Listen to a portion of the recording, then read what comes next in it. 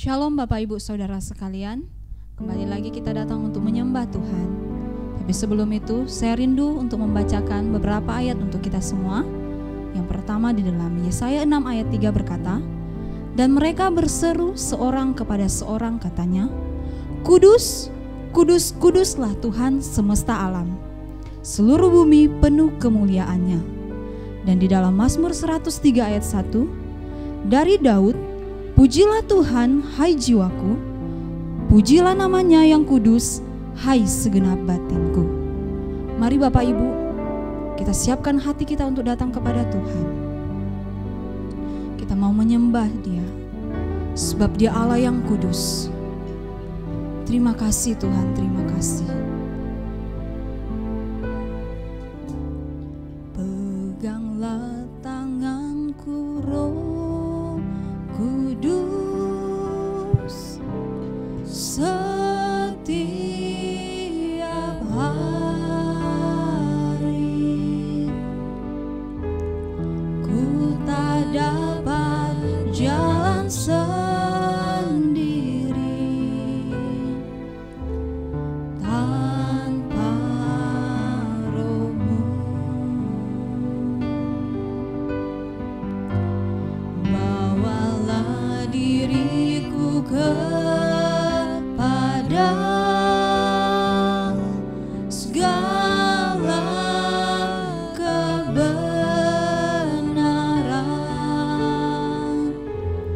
agar ku tidak tersesat, mengikuti jalan-Mu. Kudus, kuduslah.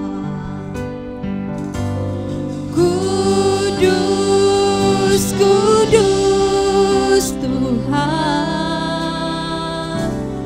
kudus nama-Mu.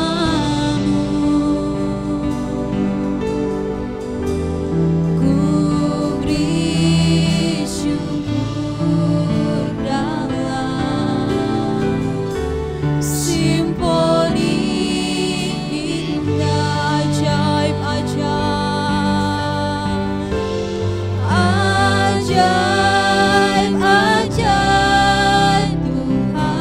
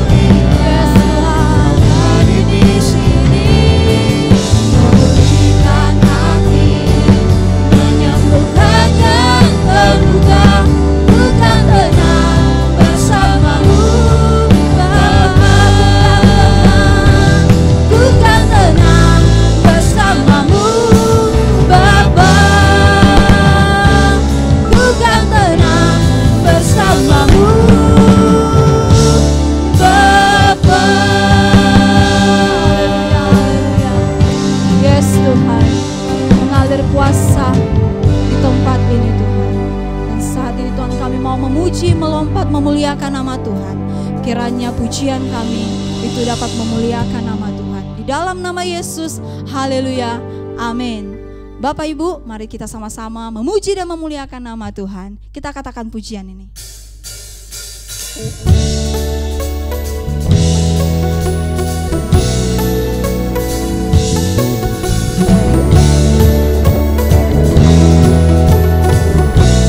Sebab Dia adalah Allah pelukis cakrawala, Dialah yang merangkai jagat raya.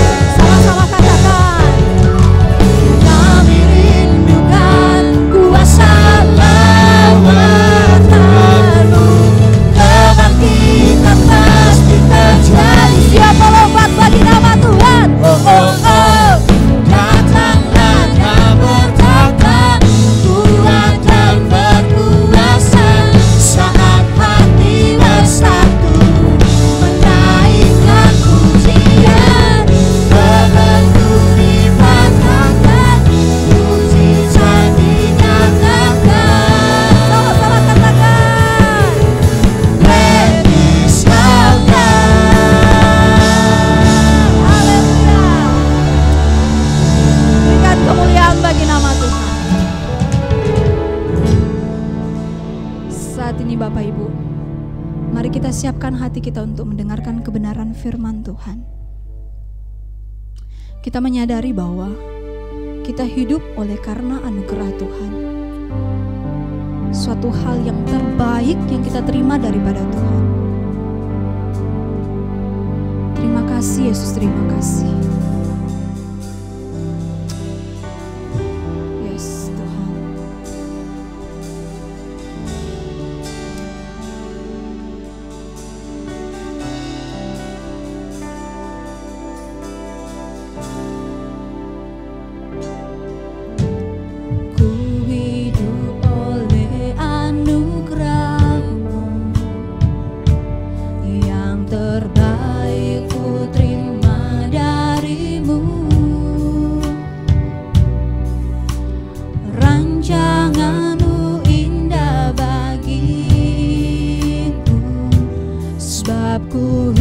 hidup selalu di dalam-Mu. Tiada pernah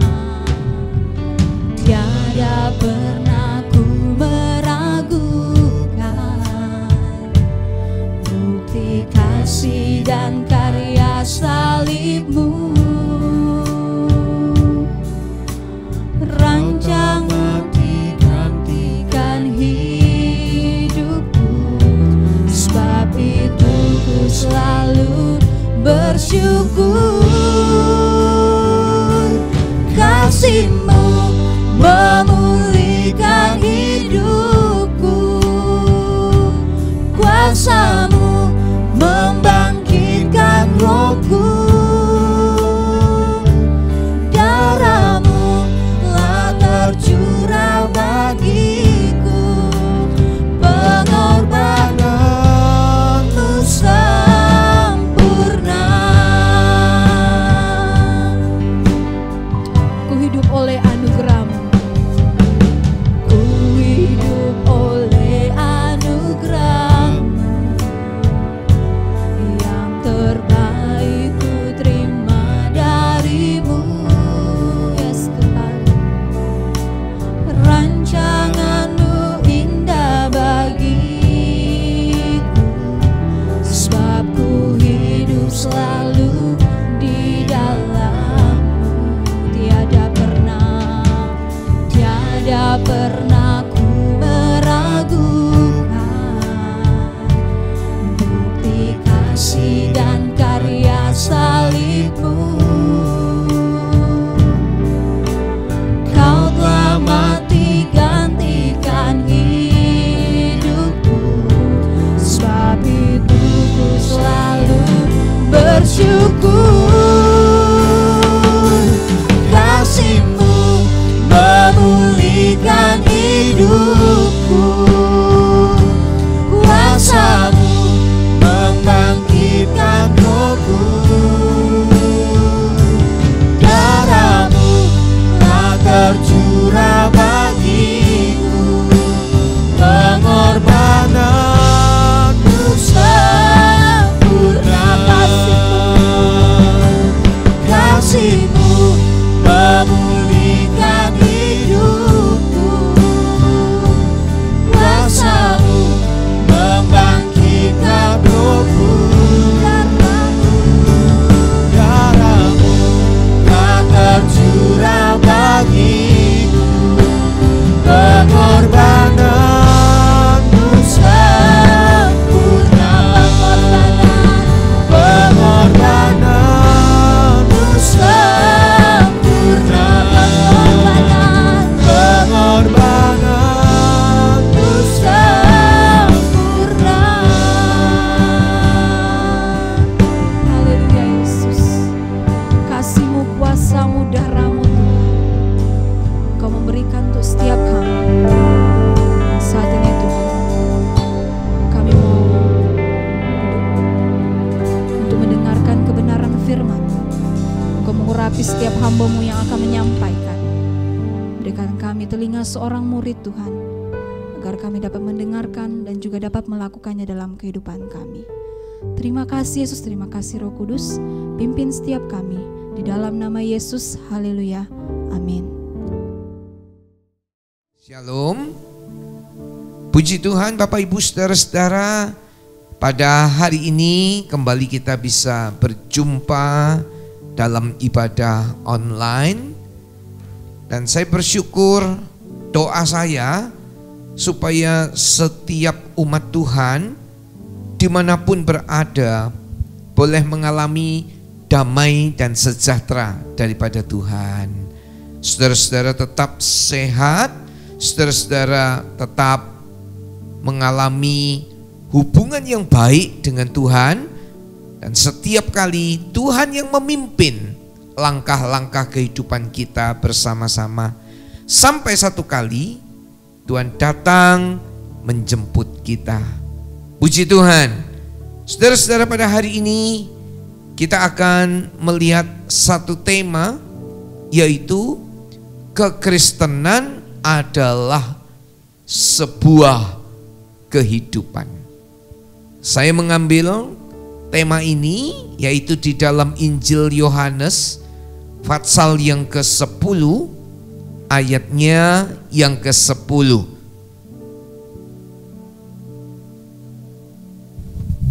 Pencuri datang hanya untuk mencuri dan membunuh dan membinasakan. Aku datang supaya mereka mempunyai hidup dan mempunyainya dalam segala kelimpahan. Pencuri datang untuk mencuri, membunuh, dan membinasakan. Memang iblis sejak semula dia mau membinasakan. Kalau bisa semuanya mau dibinasakan, mau dihancurkan, mau dikacaukan, mau dirusak. Saudara-saudara, ini adalah pekerjaan iblis. Rumah tangga mau dihancurkan, hubungan suami istri yang baik mau dirusakkan, dalam pergaulan juga, dan semua mau dibinasakan. Itu adalah rencana, tujuan daripada si jahat, saudara-saudara. Tetapi Tuhan berkata dalam ayat ini, aku datang, Tuhan datang supaya mereka mempunyai hidup. Mempunyai hidup. Dan hidup dalam kelimpahan. Nah, saudara-saudara, seringkali ayat ini dipakai untuk menerangkan sebagai orang Kristen, Anda harus limpah. Limpah yang bagaimana? Kaya, terhormat, sukses besar, limpah dengan segala macam harta benda duniawi. Ini yang dikehendaki oleh Tuhan. Saudara-saudara, kita sering mendengar itu, harus limpah. Anda harus limpah. Tapi marilah kita perhatikan dengan seksama. Kita perhatikan baik-baik, saudara-saudara. Kekristenan bukan berbicara tentang pelayanan yang hebat atau kekayaan, saudara-saudara. Kekayaan harta dunia yang bukan main, atau kedudukan, atau kehormatan, atau kemuliaan dalam dunia. Tetapi ini berbicara tentang hidup. Tuhan datang memberikan hidup supaya saya dan saudara-saudara hidup. Jadi kekristenan berbicara tentang hidup, dan hidup yang berkelimpahan. Haleluya. Di akhir khotbah ini saudara-saudara akan mengerti bagaimana hidup yang berkelimpahan itu. Saudara-saudara, jadi kekristenan bicara tentang bagaimana saya dan saudara hidup. Sekali lagi, bagaimana saya dan saudara hidup. Tuhan datang memberikan hidup, dan hidup yang berkelimpahan. Saudara-saudara, saya memberikan satu contoh. Ketika ada seseorang keluar rumah, dia mencari ikan, dia mencari makan, karena di rumah gak ada makanan. Maka dia keluar rumah untuk bisa beli makan, dapat makan, karena di rumah gak ada makanan. Tetapi orang yang berikutnya, dia keluar rumah bukan untuk beli makan. Di rumahnya sedang ada banyak makanan. sedang ada kelimpahan makanan. Maka karena kelimpahan makanan itu, dia keluar rumah, dia mau bagikan makanan. Dia mau memberikan makanan. Mungkin kepada saudaranya, mungkin kepada familinya, mungkin kepada tetangganya. Dia mau bagi-bagi. Karena ada banyak makanan di rumah. Jadi yang pertama tadi, karena nggak ada makanan, keluar rumah untuk mencari makan, membeli makan, untuk dimakan. Tapi yang satunya, karena begitu banyaknya makanan, dia mau bagi makanan. Dia mau memberikan makanan kepada orang lain. Saudara-saudara, kekristenan ini bisa seperti ini. Ada orang-orang Kristen karena nggak ada, maka dia berusaha untuk dapat untung untuk dirinya, supaya dia dapat sesuatu dari orang lain, supaya dia memperoleh keuntungan. Tapi ada orang Kristen yang lain, dia mau membagikan itu, mau memberikan itu kepada yang lain, karena dia sudah punya limpah. Nah, saudara-saudara, kiranya kehidupan kita juga, kehidupan yang Tuhan rencanakan itu berlimpah. Kehidupan aku datang supaya Anda hidup dan hidup dalam kelimpahan. Saudara-saudara, ini penting, ini harus saudara pahami. Kehidupan yang berkelimpahan itu adalah kehidupan yang menjadi berkat buat orang lain. Sekali lagi, kehidupan yang berkelimpahan adalah kehidupan yang menjadi berkat buat orang lain. Sekalipun Anda bukan orang yang kaya, tapi bisa menjadi berkat buat orang lain, limpah. Sekalipun Anda bukan orang yang mempunyai begitu banyak, tapi bisa menjadi berkat buat orang lain. Saudara-saudara, inilah hidup yang berkelimpahan, menjadi berkat buat banyak orang. Seringkali begini saudara-saudara, orang dalam pelayanan bisa menjadi berkat. Wah, saya melayani Tuhan nih, saya pengkhotbah nih dalam pelayanan, saya pemimpin pujian, saya memainkan musik. Ketika saya memainkan musik, orang lain yang mendengar dijamah hatinya, mengalami lawatan Tuhan, mengalami pekerjaan Roh Kudus. Wah, ini menjadi berkat, puji Tuhan, ini menjadi berkat. Ya, dalam pelayanan bisa seperti itu. Tetapi di luar pelayanan, saudara-saudara, Anda juga tetap harus menjadi berkat. Dalam kehidupan sehari-hari pun Anda harus menjadi berkat buat orang lain. Jadi bukan pada saat Anda melayani, bukan saat Anda berdiri di mimbar, bukan pada saat Anda sedang memainkan musik, bukan pada saat Anda sedang memimpin puji-pujian, tapi dalam kehidupan sehari-hari, saudara dan saya menjadi berkat buat orang lain. Nah, ini kelimpahan.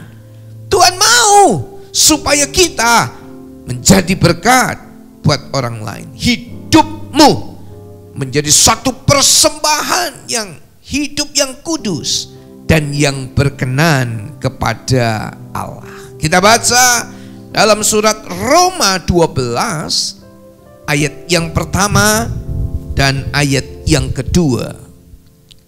Karena itu, saudara-saudara, Demi kemurahan Allah, aku menasihatkan kamu supaya kamu mempersembahkan tubuhmu sebagai persembahan yang hidup, yang kudus, dan yang berkenan kepada Allah.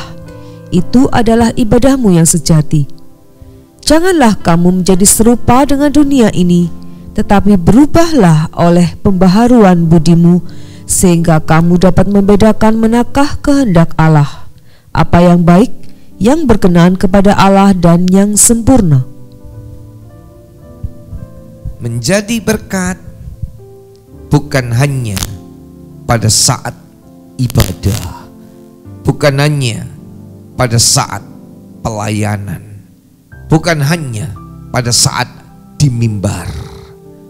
Menjadi berkat hari-hari hidup saya dan hidup saudara boleh dipakai oleh Tuhan. Dimanapun kita berada, dimanapun kita ditempatkan, di kota manapun, di daerah manapun, sekeliling kita, sekitar kita, itu boleh merasakan berkatnya.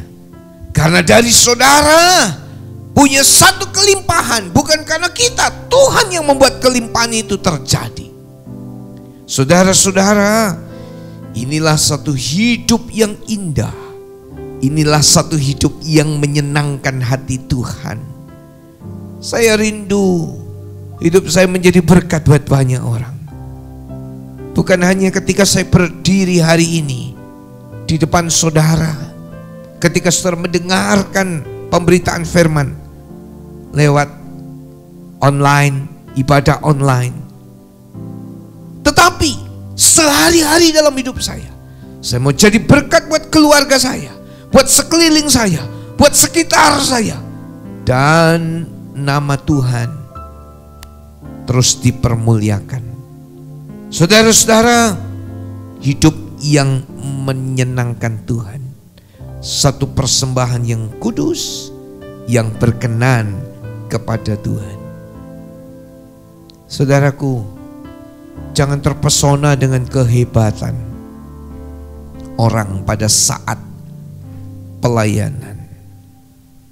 Kadang-kadang pada saat pengkhotbah sedang berbicara, saya tidak bilang si A si B, saya tidak bilang siapapun itu. Ketika pengkhotbah sedang berbicara, wah, menyenangkan sekali. Buat yang mendengar, luar biasa, menyenangkan sekali. Serasa menjadi berkat itu hal yang baik. Tapi dalam kehidupan sehari-hari, ketika berada di rumah bersama-sama dengan istrinya, bersama-sama dengan keluarganya, nggak jadi berkat loh.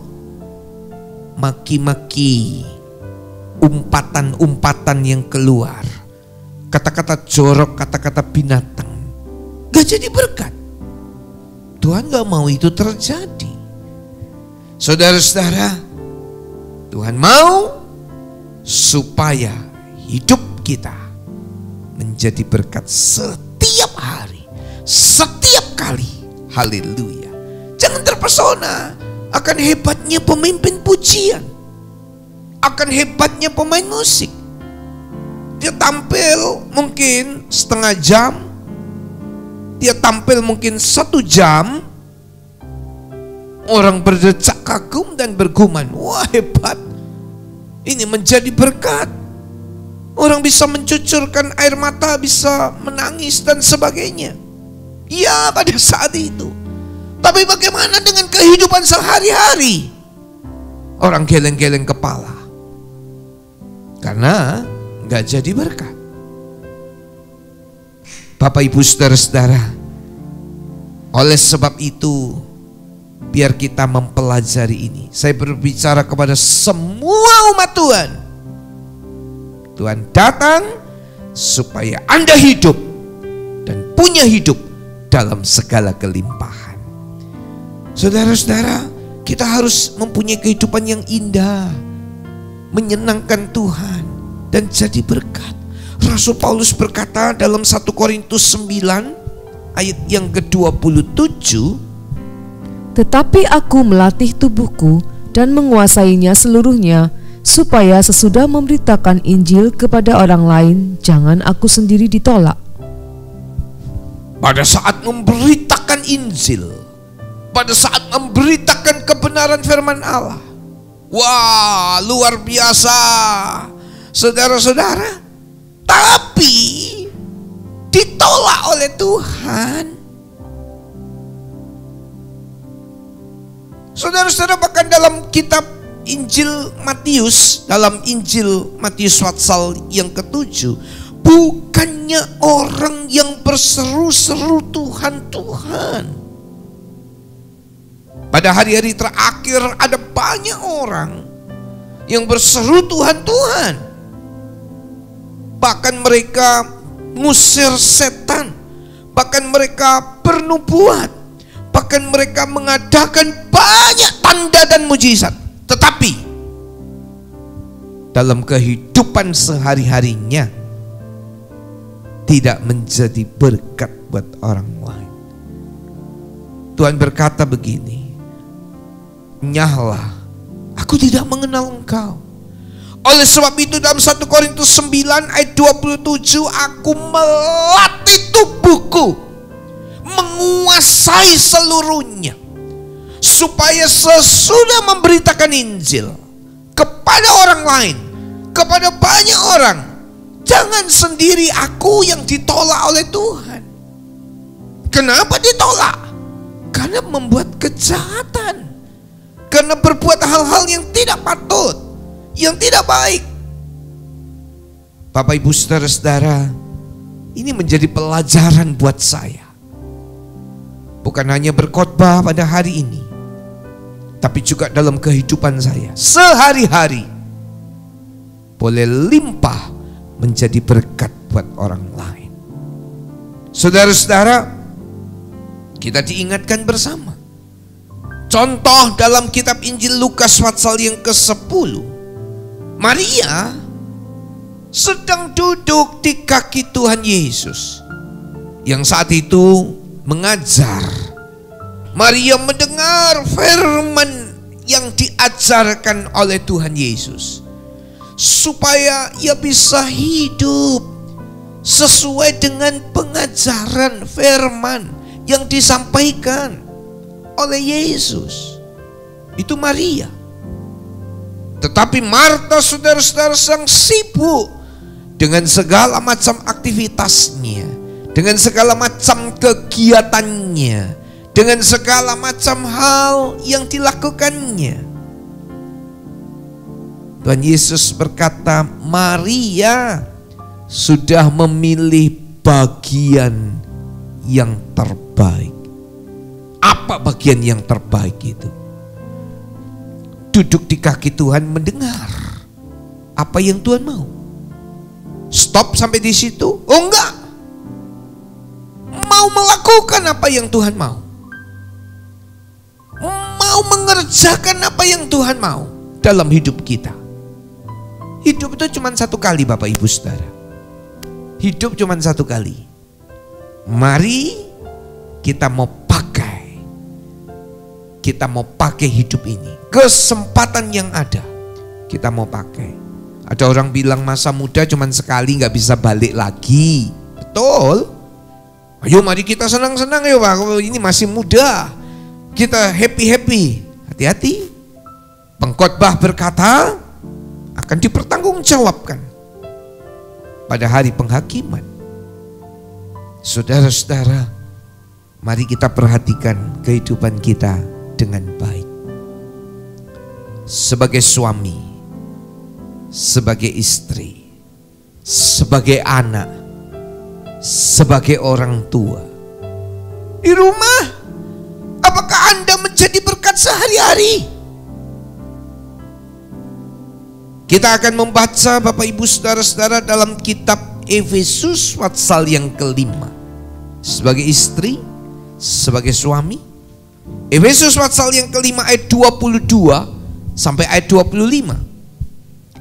Hai istri, tunduklah kepada suamimu seperti kepada Tuhan, karena suami adalah kepala istri sama seperti Kristus adalah kepala jemaat. Dialah yang menyelamatkan tubuh. Karena itu, sebagaimana jemaat tunduk kepada Kristus, demikian jugalah istri kepada suami dalam segala sesuatu. Hai suami, kasihilah istrimu sebagaimana Kristus telah mengasihi jemaat dan telah menyerahkan dirinya baginya. Saudara-saudara, sebagai istri, apa yang Anda lakukan? Alkitab mengajarkan, tunduklah kepada suamimu. Pak, kalau tunduk kayak keset, Pak, diinjak-injak terus. Kalau firman Tuhan mengajarkan demikian, kalau Anda tidak taat, berarti Anda melawan firman. Tunduklah kepada suamimu seperti jemaat tunduk kepada Kristus. Enak dong jadi suami, mentang-mentang jadi suami istri tunduk. Istri memang tunduk, bukan nanduk, tunduk. Istri-istri, tunduklah kepada suamimu, bukan tanduklah suamimu. Tunduk. Hore, kabar gembira buat para suami. Ya, tunggu dulu. Suami-suami dikatakan dalam ayat yang ke-25, kasihilah istrimu sebagaimana Kristus telah mengasihi jemaat dan telah menyerahkan dirinya baginya. Ya. Suami, dengar, perhatikan baik-baik. Mengasihi. Korban. Dalam Efesus pasal 5:25, korban, menyerahkan dirinya. Korban nyawa loh Kristus. Suami-suami, Anda korban nyawa sama istri. Kadang-kadang korban perasaan gak bisa, korban waktu gak bisa, korban nyawa boro-boro, korban uang gak bisa.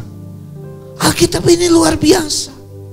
Kalau Anda mau jadi berkat, jadilah istri yang baik, tunduk bukan nanduk. Jadilah suami yang cocok dengan firman Allah, mengasihi istri, bahkan sampai korban. Kalau korban nyawa saja diberikan, apalagi yang lain-lain, saudara-saudara. Pengorbanan terbesar itu nyawa. Nyawa. Roh Kudus tolong kita sebagai suami dan istri. Rumah tanggamu, rumah tangga kita semua indah. Sekarang anak-anak, orang tua, Alkitab juga menuliskannya. Dalam Efesus pasal yang ke-6, ayat pertama sampai dengan ayat yang ke-4. Hai anak-anak, taatilah orang tuamu di dalam Tuhan, karena haruslah demikian. Hormatilah ayahmu dan ibumu. Ini adalah suatu perintah yang penting, seperti yang nyata dari janji ini, supaya kamu berbahagia dan panjang umurmu di bumi. Dan kamu bapak-bapak, janganlah bangkitkan amarah di dalam hati anak-anakmu, tetapi didiklah mereka di dalam ajaran dan nasihat Tuhan. Mungkin anak-anak lebih pintar dari orang tuanya. Secara pendidikan mungkin lebih hebat daripada orang tuanya. Alkitab mengajarkan, saudara-saudara, hai anak-anak, taatilah orang tuamu di dalam Tuhan, karena haruslah demikian. Hai anak-anak, apakah ada anak-anak yang dengar firman Tuhan pada hari ini? Dengar baik-baik, buka telinga baik-baik, buka telinga baik-baik. Hai anak-anak, taatilah orang tuamu di dalam Tuhan, taati. Kadang-kadang orang tua memberikan satu nasihat, anak berbantah-bantah terus, anak melawan. Saudara-saudara, Terus ayat yang kedua kita perhatikan, ayat yang kedua tadi dikatakan hormati. Meskipun Anda sukses secara jasmani, menjadi orang yang berhasil, kaya dan sebagainya, orang tuamu biasa-biasa saja, hormati ayahmu dan ibumu. Ini suatu perintah yang penting. Kalau anak-anak taat, kalau anak-anak hormat, ada hasilnya loh. Apa Pak Pendeta hasilnya? Ayat yang ketiga, supaya kamu berbahagia dan panjang umur di bumi. Saudara-saudara, supaya kamu anak-anak berbahagia, supaya kamu anak-anak panjang umur. Kalau Anda mau bahagia dan panjang umur, taati, hormati. Ini sudah ditunjukkan Tuhan kepada hidup kita loh. Ayo bagaimana anak-anak di rumah? Kita lihat hidup kita masing-masing. Sudahkah menjadi anak-anak yang taat dan hormat kepada orang tua? Saudara-saudara, orang tua bagaimana? Ayat yang keempat, dan kamu bapak-bapak janganlah bangkitkan amarah dalam hati anak-anakmu, tetapi didiklah anak-anak mereka di dalam ajaran dan nasihat Tuhan. Orang tua mendidik, orang tua berbicara, bukan karena kehebatan dan pengalamannya, tapi ajaran dan didikan Tuhan, nasihat dari firman Tuhan. Pak, saya punya masa lalu yang gak bagus. Apakah saya layak mengajarkan anak-anak saya? Oh iya, jangan sampai terulang masa lalu yang gak bagus itu terhadap anak-anak saudara. Kiranya anak-anak jemaat dan umat Tuhan dimanapun berada diberkati, menjadi anak-anak yang taat dan hormat, berbahagia dan panjang umur. Haleluya. Kadang-kadang dalam ulang tahun orang nyanyi panjang umurnya, serta mulia. Tapi gak hormat sama orang tua, gak mau taat sama orang tua, gak bahagia hidupnya. Masa depan suram, madesu. Ya, tapi anak-anak dengar baik-baik. Mau jadi berkat di rumah ini yang dikatakan oleh firman Tuhan. Yang berikutnya saudara-saudara, Alkitab berkata jadilah garam dan terang dunia. Matius pasal 5 ayat 13 sampai 16. Kamu adalah garam dunia. Jika garam itu menjadi tawar, dengan apa ia diasinkan? Tidak ada lagi gunanya selain dibuang dan diinjak orang. Kamu adalah terang dunia. Kota yang terletak di atas gunung tidak mungkin tersembunyi. Lagi pula orang tidak menyalakan pelita lalu meletakkannya di bawah gantang, melainkan di atas kaki dian, sehingga menerangi semua orang di dalam rumah itu. Demikianlah hendaknya terangmu bercahaya di depan orang, supaya mereka melihat perbuatanmu yang baik dan memuliakan Bapamu yang di sorga. Kamu adalah garam, kamu adalah terang. Saudara-saudara, andai kata masakan itu gak ada garamnya, hambar, tawar. Tapi ketika ada garamnya, orang makan nikmat, enak. Ya. Kalau andai kata dunia gak ada lampu, gelap pekat, gelap gulita. Saudara-saudara, kalau tinggal dalam satu perkampungan, anak-anak kecil bermain di luar, ya, tiba-tiba mati lampu. Wah, mereka takut. Permainan-permainan itu berhenti semua. Dan ketika lewat beberapa saat, saudara-saudara, lampu nyala lagi, terdengar satu teriakan, wah, senang semua.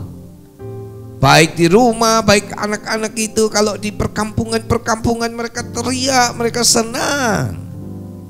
Entah saudara pernah ngalami, saya pernah ngalami, terdengar saudara-saudara, hore, lampu menyala. Anda adalah terang dunia. Anda adalah garam. Ketika di mangkok itu kurang asin, ketika diberikan garam, sedap buat yang menikmatinya. Garam itu masakan menjadi sedap. Garam itu membuat ikan jadi awet. Ikan asin awet, saudara-saudara. Mencegah kebusukan. Banyak macam faedah garam. Anda adalah terang yang bersinar di tengah-tengah kegelapan. Inilah hidup yang menjadi berkat buat orang lain. Saya mau jadi garam. Saya mau jadi terang. Inilah Tuhan yang mau hidup yang berkelimpahan. Jadi garam, jadi terang. Haleluya, haleluya. Yang berikutnya, Anda dan saya adalah suratan Kristus yang terbuka. Orang lain lihat kehidupan kita. Kehidupan. Sekali lagi, kekristenan berbicara tentang hidup. Berbicara tentang bagaimana Anda dan saya hidup. Ini kekristenan, orang lain lihat hidup kita menjadi suratan Kristus yang terbuka, kata 2 Korintus pasal 3 ayat yang kedua dan ketiga. Kekristenan bicara tentang hidup. Kekristenan bicara tentang kehidupan, saudara-saudara. Dan Tuhan mau dia datang supaya Anda hidup dan hidup dengan berkelimpahan. Artinya menjadi berkat buat orang lain. Bukan hanya pada saat-saat ibadah, bukan hanya pada saat-saat saudara-saudara tampil di mimbar, bukan hanya pada saat hari Minggu, bukan hanya pada saat-saat hari-hari perayaan-perayaan Kristen tertentu, tapi setiap hari. Inilah kekristenan. Bagaimana Anda di kantor, bagaimana Anda bermasyarakat, bagaimana Anda bergaul dan seterusnya, bagaimana Anda di tempat kuliah, bagaimana Anda di sekitarmu ada banyak orang menjadi suratan Kristus yang terbuka. Orang lihat memuliakan Allah. Ini luar biasa. Ini yang Tuhan mau. Oleh sebab itu perhatikan dengan seksama bagaimana saudara hidup. Kita baca Efesus pasal 5 ayat yang ke-15 dan ayat yang ke-16. Karena itu, perhatikanlah dengan seksama bagaimana kamu hidup. Janganlah seperti orang bebal, tetapi seperti orang arif. Dan pergunakanlah waktu yang ada, karena hari-hari ini adalah jahat. Perhatikanlah dengan seksama bagaimana kita hidup. Perhatikan, Bapak Ibu saudara-saudara, bagaimana kita hidup. Bagaimana dengan janji-janji kita. Bagaimana dengan kerendahan hati kita. Bagaimana dengan kesabaran kita. Bagaimana dengan murah hati kita. Hiduplah seperti Kristus hidup. Kalau membaca Injil Matius, Markus, Lukas, Yohanes, kita bisa melihat bagaimana Kristus hidup. Dia menjadi berkat buat sekelilingnya.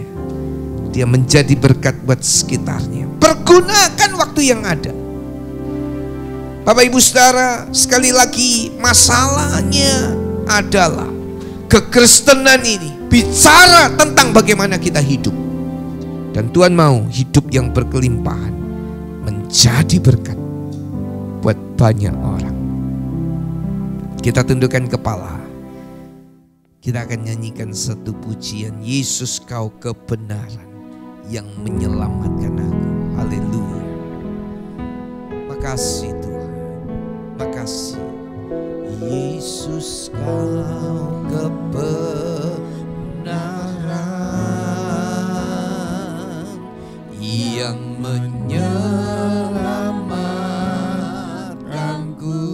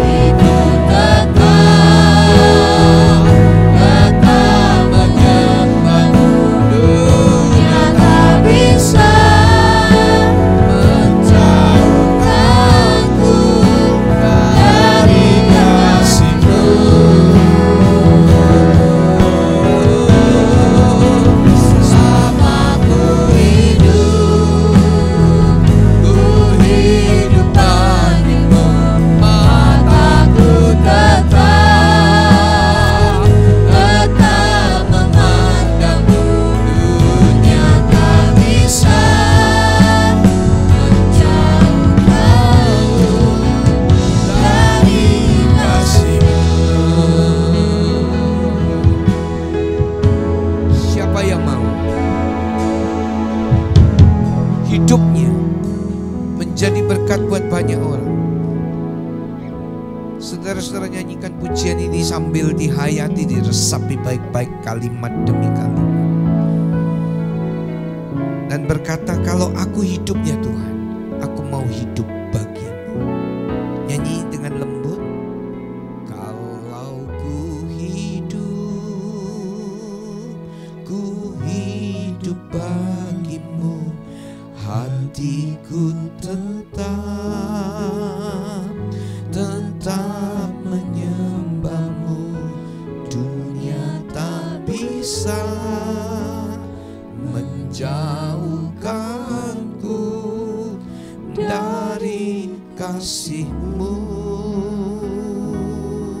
Amin, amin. Selama ku hidup, ini kerinduan kami Tuhan. Mataku tetap memandang-Mu. Dunia tak bisa menjauhkanku dari kasih-Mu. Dunia tak bisa, dunia tak bisa menjauhkanku dari kasih-Mu. Katakan lagi sekali, oh, dunia tak bisa menjauhkanku dari kasih-Mu. Terima kasih Tuhan, Engkau melihat kerinduan umat-Mu dimanapun berada. Selama kami hidup bagi Kristus, dan kami menjadi berkat buat banyak orang, agar nama-Mu dipermuliakan dalam kehidupan kami. Kau memberkati semua umat Tuhan dimanapun berada. Pada hari ini kami kembali berdoa buat bangsa dan negara kami. Berkati ya Tuhan, pulihkan keadaannya. Kiranya bangsa negara kami mengalami stabilitas politik, stabilitas ekonomi, stabilitas keamanan. Bangsa dan negara kami diberkati oleh Tuhan. Bangsa dan negara kami dipulihkan oleh Tuhan. Ada banyak orang yang mau percaya dan menerima Engkau sebagai Tuhan dan Juru Selamat. Kami percaya nama-Mu dipermuliakan. Kota Batam tempat di mana kami tinggal, dan kota-kota lain tempat di mana para pendengar ini tinggal. Hamba-Mu berdoa dimanapun kami tinggal, ada damai dan sejahtera Allah yang luar biasa atas kota-kota kami, atas tempat tinggal daerah kami. Ada damai sejahtera yang Tuhan curahkan, dan kami yakin, kami percaya kehidupan kami menjadi berkat buat banyak orang. Nama Tuhan dipermuliakan. Di penghujung ibadah ini, kami mohonkan berkat-Mu dicurahkan. Terimalah berkat-Nya Tuhan. Kiranya berkat kasih Allah Bapa, anugerah putranya yang tunggal Tuhan Yesus Kristus, dan persekutuan di dalam Allah Roh Kudus turunlah menyertai saudara-saudara sekalian mulai hari ini, bahkan sampai Tuhan Yesus datang kembali. Terimalah dalam nama Tuhan Yesus Kristus. Haleluya. Kiranya Engkau memberkati aku berlimpah-limpah. Amin, amin. Dan memperluas